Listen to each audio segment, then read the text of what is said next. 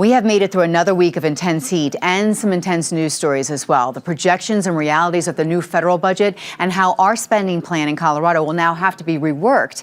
And then the tragedy in Texas has saddened all of us and has Coloradans thinking of past floods and the ones that will hit someday. Are we ready? We've got you covered, Colorado, and that goes for all of you getting the new 748 area codes. The demand for new phone numbers shows that we like to stay connected and know what's going on. So let's get started with this week's Colorado Inside Out.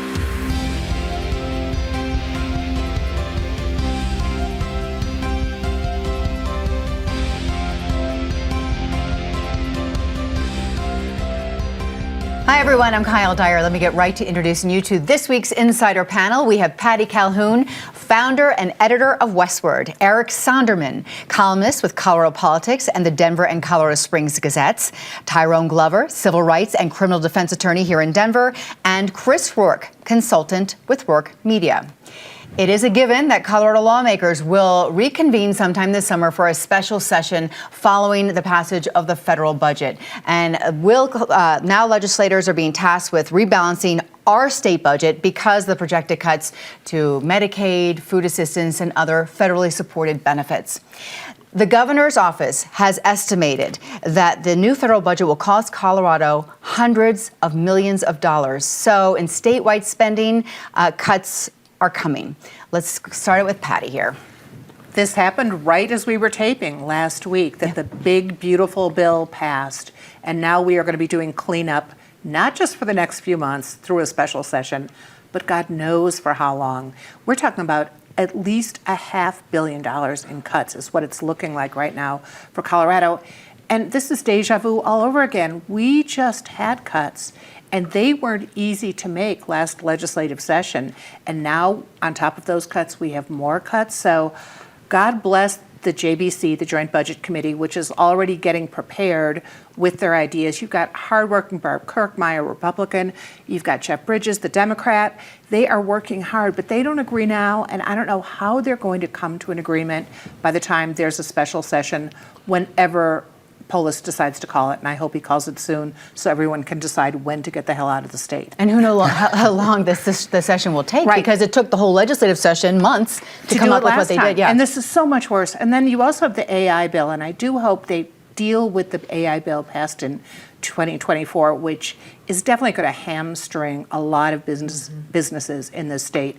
It was badly planned, and they need to deal with that too. And that's going to be easy compared to the budget. Eric. Well, if AI had been utilized more in Washington, maybe we wouldn't have the big, beautiful bill. Consider that. So maybe the two are linked in that way. As Patty said, this is already a cash-strapped state. I don't know if there was a lot of low-hanging fruit that the legislature already dealt with in cutting, I don't know what the number was, about $1.2 billion from the budget during the last session. Now they're looking at cutting maybe half that much again.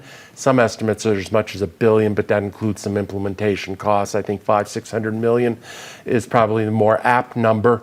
Again, as Patty indicated, good luck to those on the JBC as well as in OSPB and the governor's office who have to wrap their arms around this and come up with some way of doing it without hurting people more than they're already going to be hurt by the provisions of the, quote, big, beautiful bill, which, was half correct. It was big. Tyrone?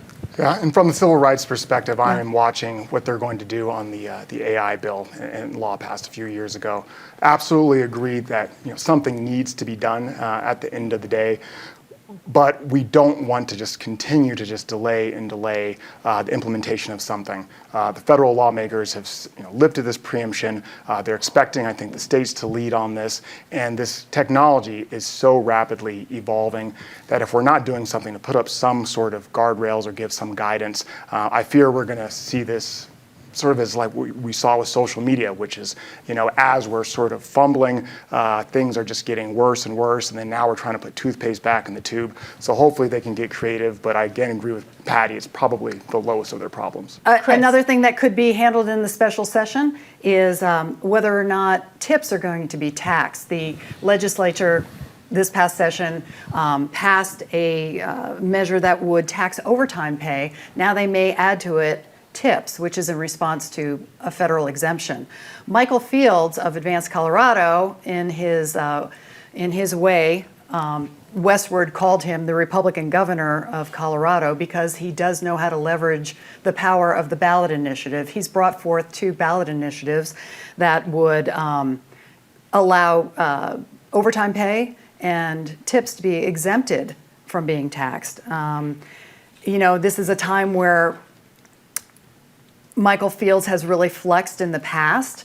We recall the property tax exemptions and things that came up. He wanted to cut property taxes and he wanted to cap them. He brought forth 2 ballot initiatives to do that. You put it before the voter, that's leveraging some power. What it ended up doing was forcing a special session where lawmakers brought about some relief. All right. Agents with Immigrations and Custom Enforcement here in Colorado have arrested, we're told, 9 illegal immigrants every day, which is about a 300% increase compared to the same period in 2024. We're talking more than 1,300 arrests in Colorado compared to 342 arrests in 2024. And these numbers are going to climb. And because of that, let's see, Burlington and Walsenburg are said to be possible new homes for ICE Detention Center. But then La Junta has been mentioned. Hudson, Colorado Springs, they're all being talked about as having new detention centers. Let's start with you, Eric.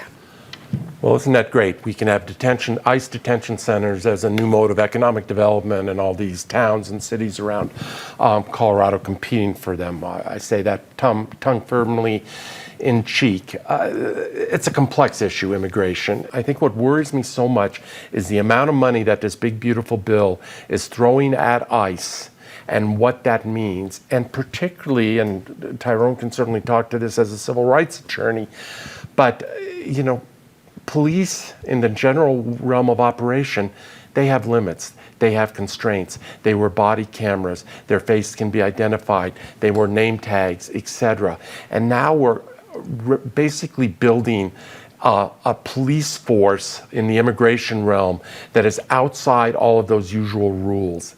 And that scares me greatly. Lastly, just a stock tip here. If you have $100 lying around in your couch cushions, you might want to invest it in private prisons because they are going to be a growing commodity in this state and across the country, and I'm not sure that's for the better. Yeah. Tyrone, I want to hear from you. Yeah, I mean, it's so disheartening after, I think, decades of reform and getting away from these for-profit prisons. It seems like they're coming back, and they're coming back in force. And I think there's been efforts just really across all spectrums to have more transparency with law enforcement. I remember sitting on a sort of broad coalition of working groups around things like police body-worn cameras and more transparency. And law enforcement is mostly sort of at the state level.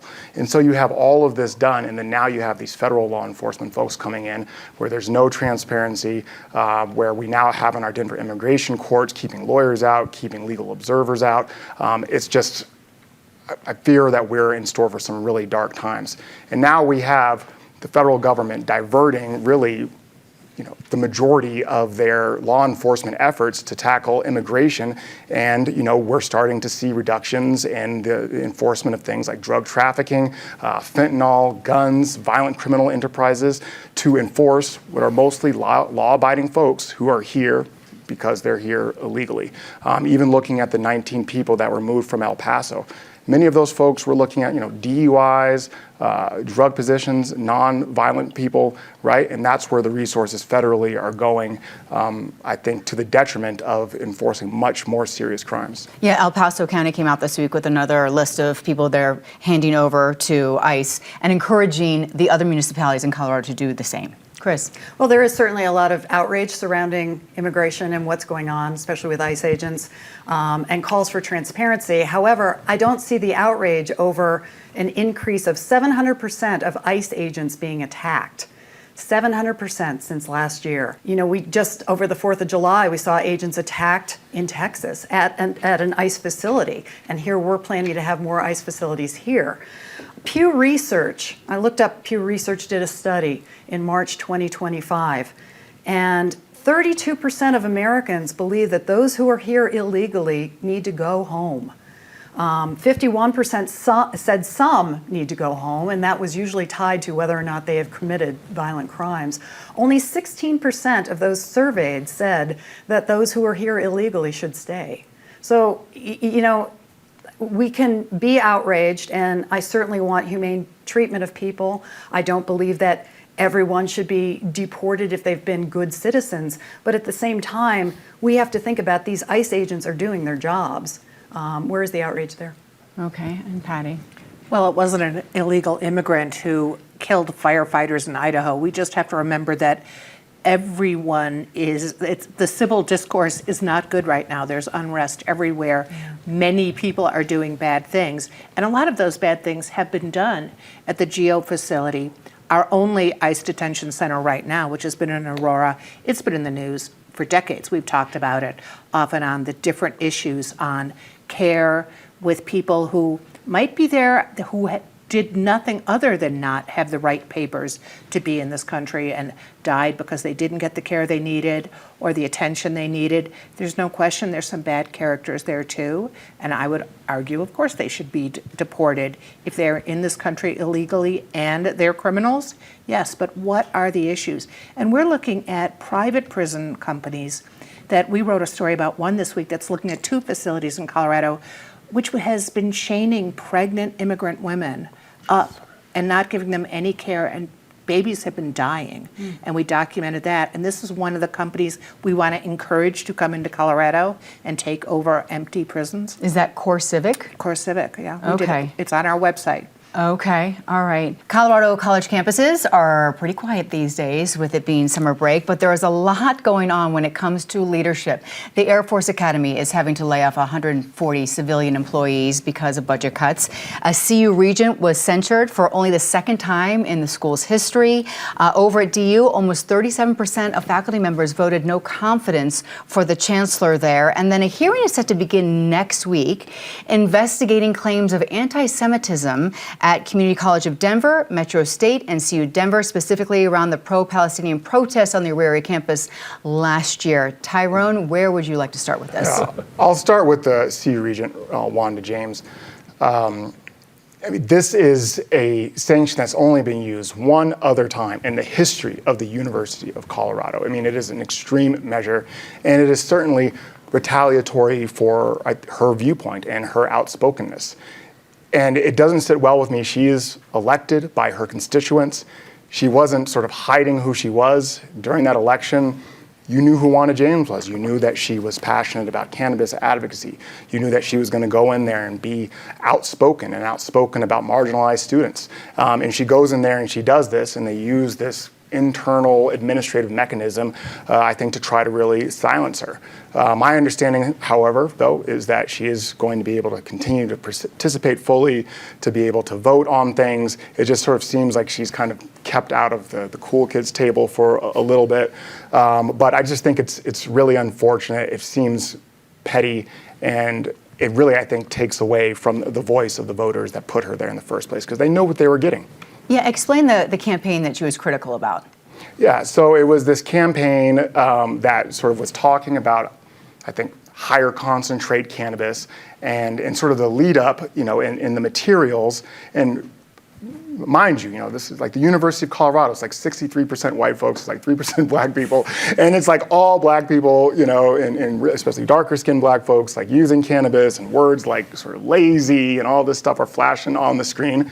And she, I think, called them out for doing that. And they promptly, I think, retooled it. I actually looked at it today.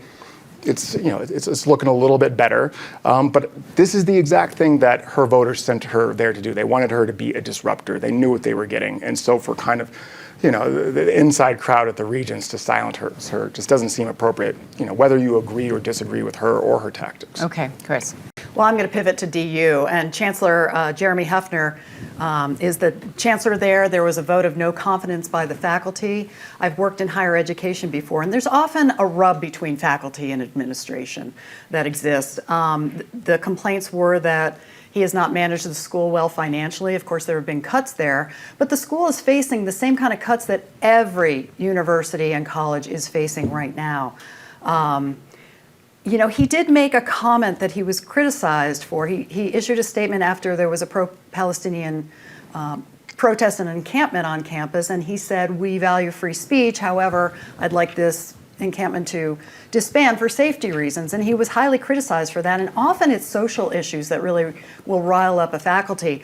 I was the communications officer at a state school here in Colorado University, and the faculty took a vote of no confidence against the president there. He was gone within 6 months. And statistically, it's about 50% of universities, when the faculty takes a vote of no confidence, the administrator in the target is gone within 6 to 12 months. It's unfortunate because once that vote takes place, it is detrimental to everything on that campus. In fact, instead of rectifying the financial situation, it ends up hurting the university more because there's no focus on recruitment or retention, or even student success. So overall, it's detrimental. It's not good news for DU. And DU says he's not going anywhere. There's just kind of a reason for us all to talk about some of these issues. In this case, he does have the support of the Board of Trustees, which is pretty significant. So he may end up staying. Okay, Patty. Well, they're also looking at the fact that they're not going to be having as many foreign students, so you're looking at the budget cuts that are also going to come to these universities. But I want to go back to Wanda James. We broke that story when she was upset about the campaign put out by CU Health Sciences called the T on THC, and it did have very stereotypical imagery of Black people. Now, some of the stats were true that Black people were affected by the use of, but so are other people. And it wasn't a great campaign. She complained about it. We wrote about it. It was changed immediately. So if it was a great campaign, why was it changed? She does have a lot of friends in high places, but she's in a high place too, and she was elected to that spot. She's a really interesting voice in the CU Regents, which doesn't always have a lot of interesting voices, but has certainly had people act out before who did not get the punishment she did, which is very much like, you can't say you're a regent if you go to a regent party or something. It's silly. And so they should have dealt with this in a different way. Okay, and Eric. I will start by agreeing with Tyrone in the sense of Wanda James is who Wanda James is, and there should be no secret about that. It bothers me the extent throughout her career, and in this circumstance as well, in which she makes every issue about race. It is race 24/7, 365. But to accept her version of events is basically to say that the president of CU, who's a former Democratic state legislature, that the board chair of the Board of Regents of CU, who is also a Democrat, that the majority of that Board of Regents, who are Democrats, on down the line, that they are all a stacked deck, that this is all sort of a hatchet job to silence her.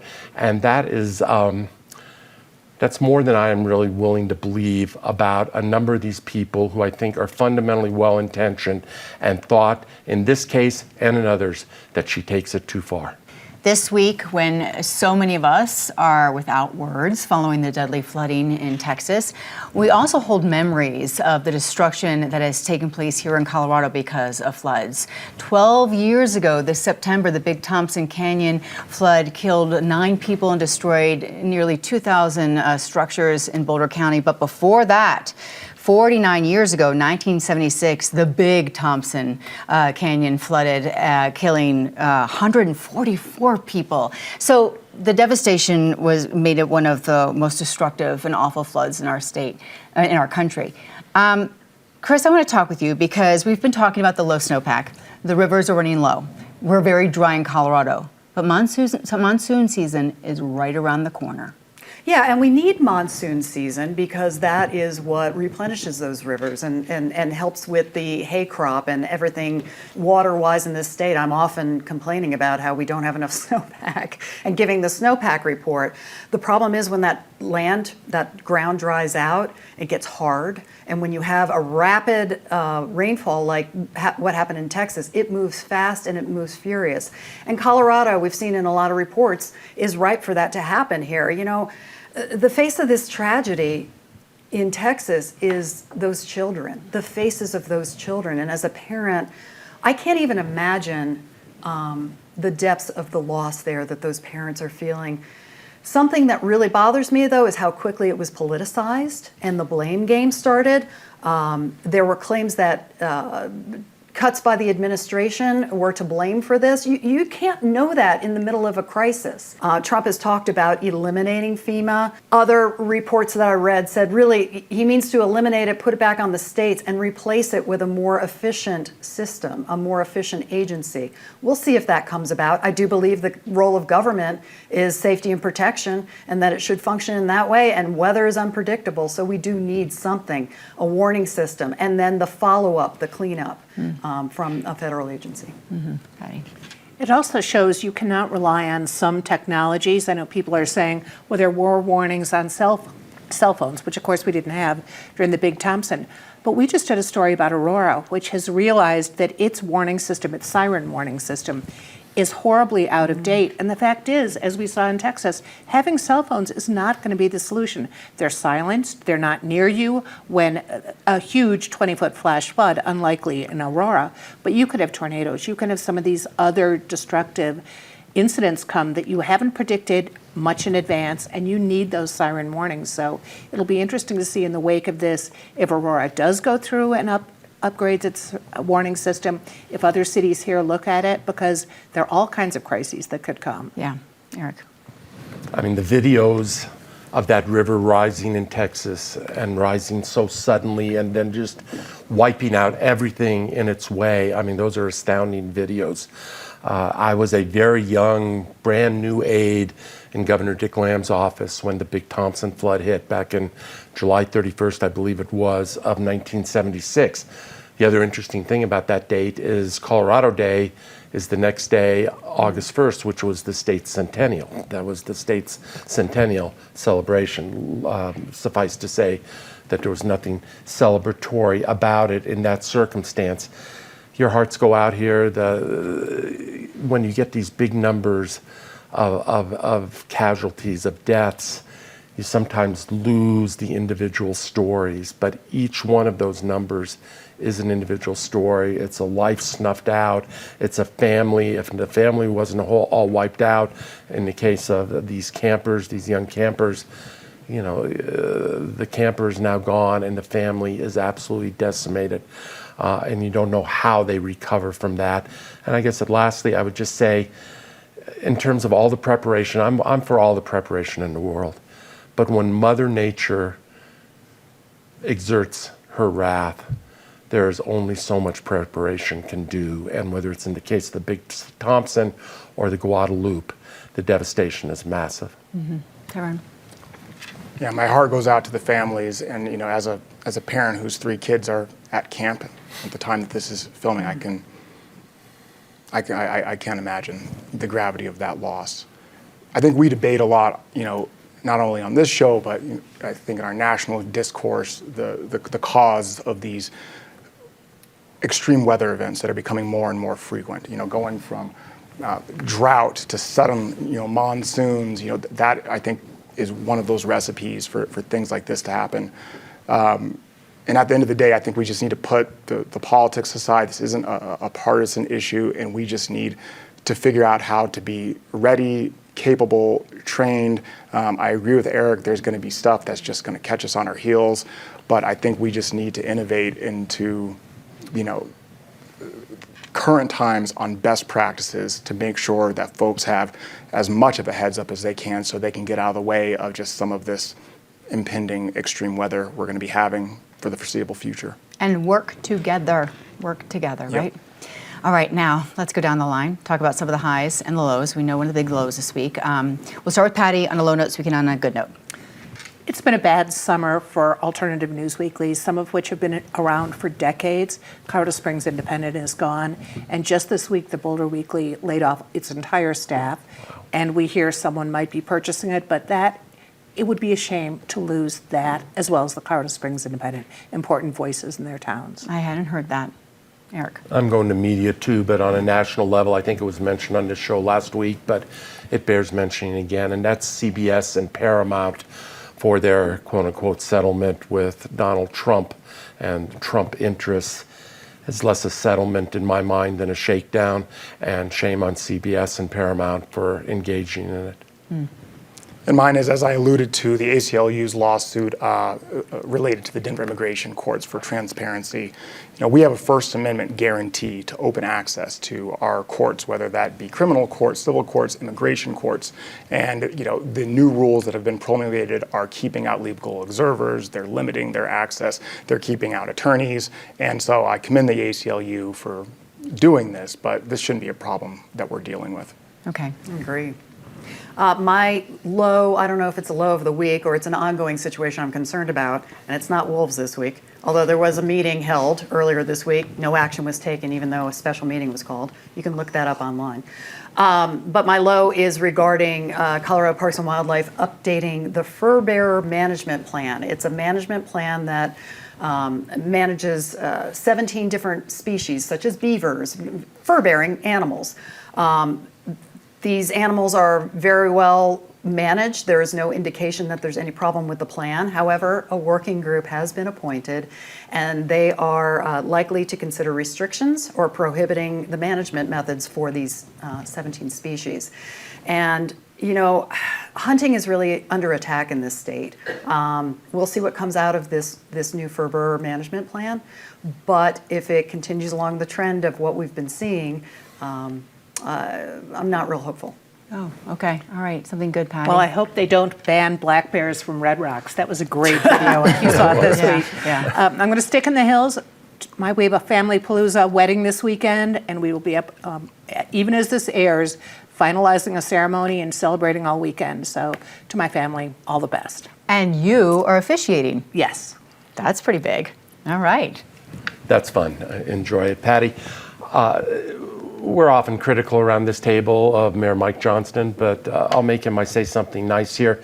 There is no easy way to do layoffs, which are coming in Denver, but good for Mayor Johnston and his administration for sticking up for the notion that merit has to have some place in this, and the role of the employee and the contribution of the employee, and this cannot solely be about seniority and length of service. That's an important principle. He's on the right side of it. Well done. Okay.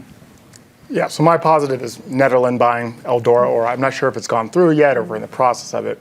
I just have a lot of fond memories from law school, taking the 20-minute trek up there and just love the town of Nederland. And I think to have that resort owned by sort of a local, more of a community vibe, just really stoked on that. Yeah. All right. My high of the week was I went out to Sedalia. Former State Senator Tom Weens has a ranch out there, and he has cutting horses. What cutting horses do is they'll pull a cow out of a herd, and then they'll work that cow and direct it to where it needs to go. And to watch these horses track with a cow, it's sublime. These are top winning horses in the National Cutting Horse Association. Tom made it free to the public. Went out there with my daughter who used to show horses. We had a wonderful time, and Sedalia is absolutely beautiful. Oh, what fun. That's awesome. Well, my high is that I tried something new this week. And I can't remember the last time I tried something new. And I did it with friends, and we were very victorious. Okay, so me and my 3 neighbors took our first Mahjong lesson this week, and we're figuring it out thanks to our fabulous teacher, Francie. It definitely was a highlight for me because it's really fun to learn a new hobby and to test my brain along with my friends, and we laugh a lot. So that's my high. I did it. I won the first game, too. I won the first game. Thank you, everybody, for coming in this week. We appreciate each of you. And thank you for watching. We appreciate you at home and listening to our podcast as well. I'm Kyle Dyer. I will see you next week here on PBS 12.